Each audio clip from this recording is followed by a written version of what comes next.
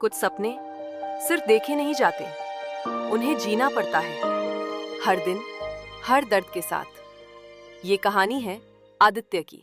मैं जैसे गांव देहात से बिलोंग करता हूं, तो मुझे शुरू से वैसा कुछ आइडिया था नहीं कि नीट क्या है। मतलब मेडिकल, जैसे मुझे ये पता था कि हाँ मुझे डॉक्टर बनना है, मेडिकल कॉलेज जाना है, लेकिन कैसे जाना है, क्या पढ़ाई होती है, ये सब चीज़ का मुझे शुरू से उतना पता था नहीं।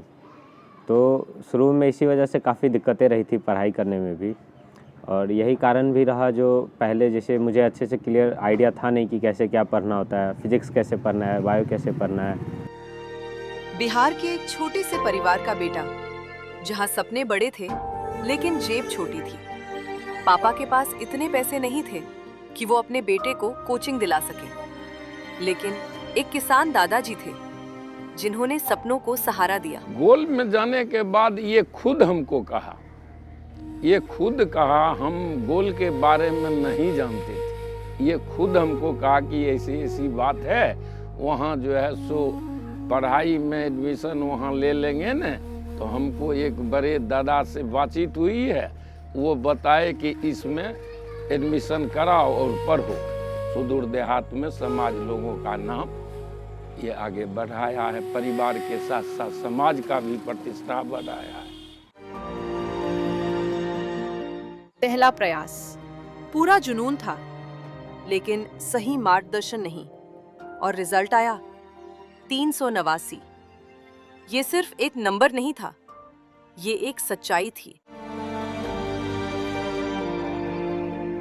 इसीलिए इसको हम बोले हार नहीं मानना है। एक ड्रॉप हो, दो ड्रॉप हो, लेकिन तुम मंजिल पकड़ेगा जरूर, पहुंचेगा जरूर। जब हम में इतना हिम्मत है, तुम में भी हिम्मत होना होगा। तुमको अपना लक्ष्य से भटकना नहीं।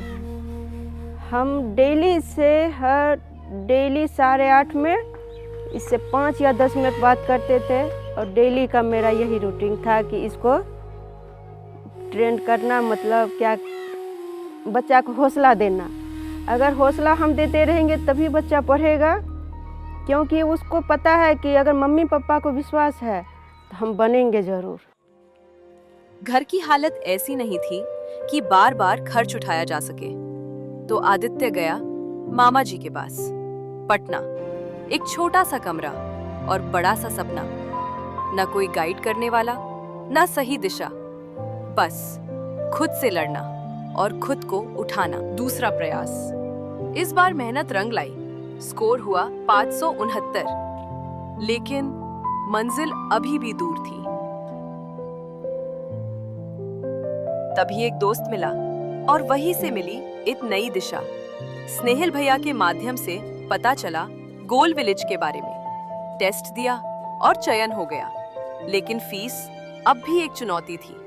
इस बार दादाजी, नानी, फुआ, मामा सबने मिलकर सपने को अपना बना लिया। अगर छात्र बढ़िया नंबर ले आता है तो उस छात्र को फ्री पढ़ाते हैं, केवल खाना का पैसा दो, अब बाकी जो है सो पढ़ाई हमरे तरफ से करो।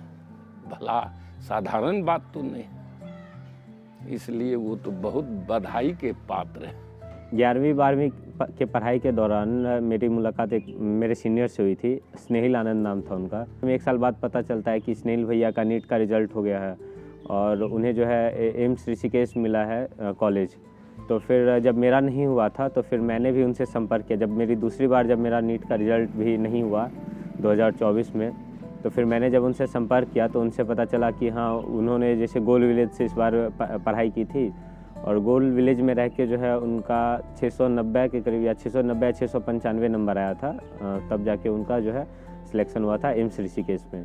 तो उनके थ्रू जो है मुझे गोल विलेज का पता चला, और फिर बाद में जब मैंने भी और इंक्वायरी की तो फिर मुझे जो है गोल विलेज बहुत बेहतरीन जगह लगा।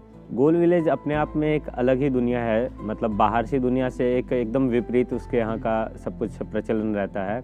वहाँ पे जैसे बाहर से किसी भी चीज़ से जो है कोई भी डिस्ट्रैक्शन नहीं रहता है। खास करके पढ़ाई के लिए वहाँ पे बहुत अच्छा सुविधा रहता है।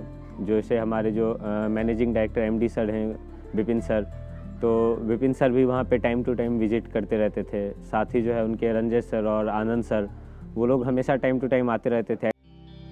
गोल विलेज पहुंचते ही सब कुछ बदल गया। नियमित टेस्ट, मेंटोर्स की निगरानी अनुभवी शिक्षक और पर्सनल केयर। अब वो अकेला नहीं था, गोल उसके साथ था। और फिर वही लड़का जिसने 389 से शुरुआत की थी, आज 600 प्लस मार्क्स।